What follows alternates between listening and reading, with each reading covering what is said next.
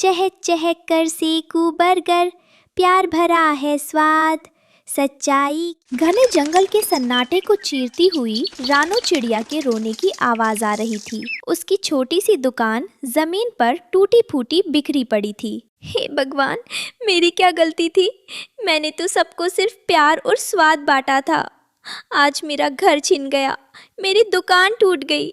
मेरे बच्चे इस कड़कती ठंड में कहाँ जाएंगे? कौ कौ रानो, तेरी रोने की आवाज अब कोई नहीं सुनेगा। पूरे जंगल के पक्षी तुझसे नफरत करते हैं। अब इस जंगल में तेरे लिए कोई जगह नहीं है। भाग जा यहाँ से। माँ, हमें बहुत डर लग रहा है। क्या अब हम कभी अपने घर नहीं जा पाएंगे? क्या तोता चाचा और मैना चाची भी हमसे नफरत करने लगे? आखिर रानो चिड़िया के साथ ऐसा क्या हुआ? कल तक जिस रानो के बर्गर के दीवाने पूरा जंगल हुआ करता था, आज वही रानो बेघर और अकेली क्यों हो गई? चलिए जानते हैं शुरुआत से। कुछ दिनों पहले तक सुंदर वन में सुबह की पहली किरण के साथ ही एक मीठी और सुरीली आवाज गूंजने लगती थी। ये आवाज रानो चिड़िया की थी, जो अपनी छोटी सी दुकान पर गर्मा गर्म बर्गर सेकती थी। चहक चहक कर सेकू बर्गर, करारा और गोल, ताज़ी सब्जियों से सजा है स्वाद इसका अनमोल। आओ री चिड़ियों, आओ रे बच्चों, खा लो गर्मा गर्म बर्गर। रानो की सुरीली आवाज़ सुनते ही जंगल के छोटे बड़े सारे पक्षी उसकी दुकान की तरफ खींचे चले आते। माँ देखो, तोता चाचा और मैना चाची भी आ गए। आज तो सुबह सुबह ही बहुत भीड़ हो गई। हाँ भाई, माँ के हाथों का बर्गर है ही इतना स्वादिष्ट, जो एक बार खाता है वो बार बार आता है। वाह रानो, तुम्हारे बर्गर की टिक्की की खुशबू से ही पेट में चूहे कूदने लगते हैं। जरा दो चटपटे बर्गर हमारे लिए भी फटाफट बना दो। रानो सब पक्षियों को मुस्कुराकर बर्गर देती। पूरा जंगल उसकी मेहनत और उसके स्वाद की तारीफ करते नहीं थकता था। इसी जंगल में एक चालाक और घमंडी लोमड़ी रहती थी। उसे दूसरों की खुशी बिल्कुल बर्दाश्त नहीं होती थी। उसके पास ना तो पैसे थे और ना ही दिल में दया। उसकी अकड़ ऐसी थी कि वो किसी से मदद मांगना अपनी तौहीन समझती थी। ये छोटी सी चिड़िया दिन भर गाना गाकर सबको बेवकूफ बनाती है और सब पक्षी इसकी वाहवाही करते हैं। मुझे कोई नहीं पूछता, ना मेरे पास पैसे हैं और ना मुझे किसी की हमदर्दी चाहिए। मैं इस रानो का घमंड और उसकी दुकान हमेशा के लिए खत्म करके रहूंगी। एक दिन जब रानो अपने बच्चों के साथ बर्गर का ताज़ा सामान लेने जंगल के पार गई, तो लोमड़ी को अपनी साजिश रचने का मौका मिल गया। वो चुपके से रानो की दुकान में घुसी। उसके हाथ में लाल मिर्च पाउडर की एक बड़ी थैली थी। अब आएगा असली मजा। जब सब पक्षी ये तीखा बर्गर खाएंगे तो रानो की सुरीली आवाज और बर्गर की तारीफें हमेशा के लिए बंद हो जाएंगी। लोमड़ी ने बर्गर के सारे मसालों, चटनियों और टिक्कियों में ढेर सारी तीखी लाल मिर्च मिला दी और बिना किसी की नज़र में आए वहाँ से भाग गई।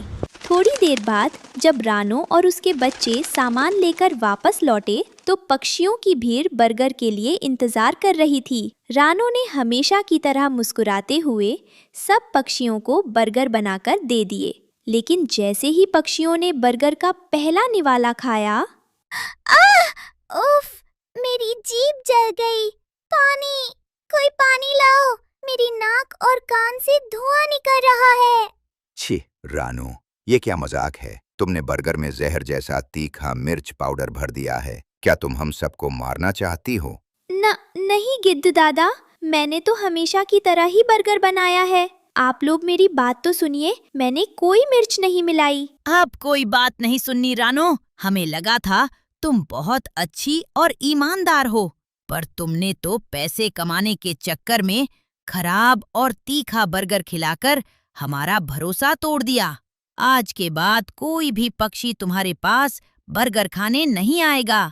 सब पक्षियों ने रानो को बहुत ताने दिए और गुस्से में बर्गर की प्लेटें फेंककर वहां से चले गए। देखते ही देखते रानो की हंसती खेलती दुकान बिल्कुल वीरान हो गई। रानो अपनी दुकान के बाहर बैठकर फूट फूट कर रोने लगी। उसके बच्चों की आंखों में भी आंसू थे। माँ, आप मत रो। हमें पता है आपने बर्गर में मिर्च नहीं मिलाई। किसी ने हमारे साथ बहुत बुरा किया है। हाँ माँ, आप चिंता मत करो, हम सच सबको बताएंगे। लेकिन मुसीबतें यही खत्म नहीं हुई। जंगल का मौका परस्त कालू कौवा रानो की यह हालत देखकर मन ही मन बहुत खुश हो रहा था। वो उस जमीन पर कब्जा करना चाहता था। अब इस बदनाम बर्गर की दुकान की इस जंगल में कोई जरूरत नहीं है। निकलो यहाँ से, ये जगह मेरी है। कालू भाई, ऐसा मत करो। ये छोटी सी दुकान ही मेरे और मेरे बच्चों के जीने का इकलौता सहारा है। अगर ये टूट गई तो हम कहाँ जाएंगे? मुझे तेरी लाचारी से कोई मतलब नहीं है, हटो यहाँ से। कालू कौवे ने रानो की छोटी सी दुकान और उसके घोंसले को अपने पंखों और चोंच से मार मार कर तोड़ दिया। तिनके हवा में उड़ गए। रानो और उसके दोनों छोटे बच्चे पूरी तरह बेघर हो गए। उस रात अंधेरे और कड़कती ठंड में तीनों एक पुराने पेड़ के नीचे रोते कांपते हुए बैठे रहे। अगली सुबह जब सूरज की पहली किरण पड़ी तो जंगल के ऊपर एक अलौकिक और दिव्य रोशनी चमकी। एक बुजुर्ग जादुई सुनहरा कबूतर आसमान से उड़ता हुआ नीचे आया। उसके पंख सोने की तरह जगमगा रहे थे। अपनी जादुई शक्तियों से उसने रानो के साथ हुई पूरी दुखद घटना और लोमड़ी की साजिश को देख लिया था। वो जादुईदा कबूतर उड़कर रोती हुई रानो और उसके मासूम बच्चों के पास पहुंचा। रानो बेटी, अपने आंसू पोंछ लो, रोना बंद करो, क्योंकि तुम्हारी सच्चाई और ईमानदारी छिपी नहीं रही। आप कौन है बाबा? मेरा तो सब कुछ छिन गया। अब मेरे पास बच्चों को खिलाने के लिए एक दाना भी नहीं बचा है। मैं सब जानता हूँ बेटी, तुम्हारे बर्गर में मिर्च उस चालाक लोमड़ी ने जलन में मिलाई थी और कालू कौवे ने तुम्हारी लाचारी का फायदा उठाया। जो इंसान सच्चा और मेहनती होता है उसकी परीक्षा जरूर होती है, पर ईश्वर उसका साथ कभी नहीं छोड़ता। जादुई कबूतर ने अपने सोने जैसे जादुई पंख फड़फड़ाए और अपनी चोंच से एक मंत्र बोला। छू मंतर, दूर हो दुख का अंतर, सच्चाई की जीत हो, बने जादुई बर्गर। अचानक एक जोरदार रोशनी फैली। देखते ही देखते रानो की टूटी हुई दुकान की जगह एक बहुत ही सुंदर और भव्य जादुई बर्गर हाउस प्रकट हो गया।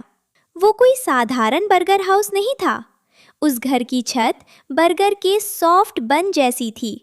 खिड़कियां ताज़े पनीर की स्लाइस जैसी चमक रही थी और दरवाज़ा रंग बिरंगी ताज़ी सब्जियों से सजा था।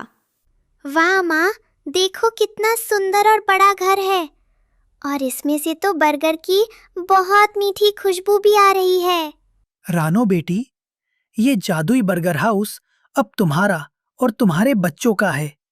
इसमें बने बर्गर का स्वाद दुनिया में सबसे अनोखा होगा और इस पर किसी की दुष्टता या मिर्च का असर कभी नहीं होगा। जाओ, अपने बच्चों के साथ मुस्कुराओ और फिर से अपना सुरीला गाना गाओ।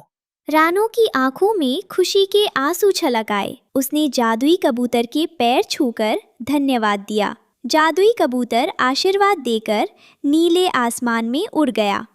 रानो ने फिर से अपने जादुई बर्गर हाउस में ताज़ा बर्गर बनाना शुरू किया और खुशी से अपनी सुरीली आवाज़ में गाते हुए पक्षियों को बुलाने लगी। चहक चहक कर सेकू बर्गर, प्यार भरा है स्वाद, सच्चाई की जीत हुई, खुशियाँ मिली अगाध, आओ री चिड़ियों खा लो जादुई बर्गर। रानो का मीठा गाना सुनकर और जादुई बर्गर हाउस की खुशबू पाकर जंगल के सारे पक्षी दौड़े चले आए। जब उन्हें जादुई कबूतर के जरिए सच पता चला कि कसूर रानो का नहीं बल्कि चालाक लोमड़ी का था, तो सब पक्षी शर्मिंदा हो गए। रानो बेटी, हमें माफ कर दो। हमने बिना सोचे समझे तुम पर गुस्सा किया और तुम्हारा दिल दुखाया। हाँ रानो बेटी, तुम्हारा ये जादुई बर्गर तो पहले से भी 100 गुना ज्यादा स्वादिष्ट और सेहतमंद है। जंगल के सभी पक्षियों और बच्चों ने मिलकर रानो के बर्गर मज़े से खाए। और उसकी ईमानदारी की जमकर तारीफ की।